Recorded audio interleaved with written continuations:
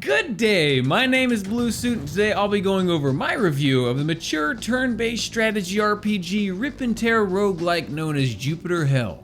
Jupiter Hell takes place on the violent moons of Jupiter after you return from a routine patrol of the Callisto orbit.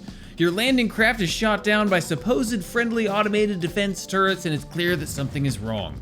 You'll make your way from moon to moon, slaughtering zombies, monsters, machines, and demons as you rip and tear a path through the armies of hell to discover and destroy their source. Jupiter Hell is all about the combat, and as such there's almost no story whatsoever, and honestly, not once during my time with the game did I think it would be improved by stopping to read more text boxes or watch a cutscene. The charm in this game instead lies in its hours-long roguelike style runs that are non-stop, quickly paced turn battles with demons through procedurally generated space stations. And as a roguelike, when that run is over, it's back to square one, with nothing retained except for potentially a few unlocked achievements and medals. As the main campaign begins, you can choose from one of three survivors: the Marine, the Scout, and the Technician, each unique in their own way. My runs were most successful with the Marine. Health is not easy to come by in the later stages of the game, but the Marine always has the most access to regaining lost health through his passive and active abilities that heal when he enters a new level or converts pain to health. And he comes equipped with a bonus med kit. There's also the Scout, who utilizes energy to activate a stealth mechanic and already knows where the map's exits are, and he also carries around a .44 revolver.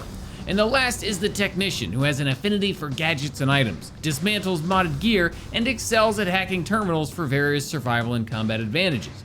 These three classes are really what give Jupiter Hell its addictive edge, as not only do they have a few unique starting differences, but also as you level up, their skill trees are almost entirely unique as well. Each one comes with 3 different levels of traits for you to experiment with builds, with the third tier being the Master tier, providing a huge bonus and new passives that will define how your build functions. These are all really imaginative and fun, like the Scout Master trait Ghost, that reveals all enemy positions and lets you stealth for a fraction of the cost, or the Marine's Vampire trait, that heals you when you kill an enemy with melee. Whenever I died, I always wanted to start over just to start building towards some other build idea I had that sounded fun. And because your master trait can't be unlocked until level 8, I was usually already planning my next run by the time I had the build where I wanted it.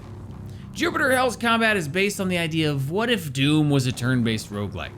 When a run begins, you start off with no armor whatsoever, a pistol, and maybe a med kit or a multi-tool depending on your class. Movement is turn-based on a grid, so as you move and shoot, enemies are taking their turns at the same time as you.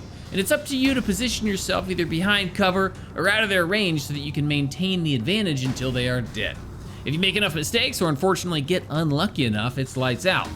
The enemies you destroy and the chests you open are all brimming with loot though. There's probably upwards of 150 weapons, armors, and items in the game for you to find, ranging from the exotic to the mundane. Some, however, can only be unlocked in Jupiter Hell's alternate modes or from super late game bosses and rooms. A lot of what you'll find in the early game is only the same few low-tier weapons over and over again, but occasionally you'll get lucky and pick up one of the game's exotic weapons, like the Desert Eagle or the Nail Gun, which can provide increased damage and special bonuses. Jupiter Hell was designed as a game that, above all, keeps getting harder no matter what, and that's showcased well in its level progression and alternate game modes. In its level progression, each new moon you go to gets progressively harder, but there's no singular way to get to the end game. Instead, each level has multiple exits that can lead through side branches and special levels with different enemies and rewards. It's a great system that rewards exploration, but is somewhat poorly explained and requires players to either memorize which pathways lead to which zones, or just heavily rely on the wiki to decide where to go. In Jupiter Hell's alternate game modes, players can take on either its challenges or trials. Both unlock as you earn medals and add more difficult twists to the main campaign. Trials are more like large structural changes to the game, such as Endless Mode, where you can just grind levels to your heart's content, or Haste Mode, that significantly shortens several aspects of the game if you don't want to spend 2 to 4 hours to make it to the end. Challenge modes are more like a unique debuff to your character that you can unlock as an extra challenge, like how the Angel of Vampirism gives you constantly dropping health, and you can only heal by killing enemies. You can pick up Jupiter Hell right now on Steam for $25, and it's leaving early access tomorrow, August 5th, 2021.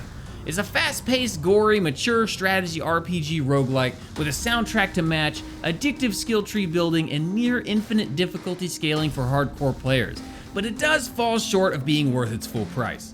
There are only a few different classes to try out, And unless you're in this for the extreme difficulty, you're really only gonna find a handful of playthroughs before you run out of content. So I'm valuing it at $16. But I do recommend it to fans of tactical games who are seeking some real challenges. I hope you enjoyed this review of Jupiter Hell. Come see me on Twitch where you can watch our reviews in progress 5 nights a week. As always, don't forget to like, subscribe, and let me know what you thought about it in the comments. Until next time, peace!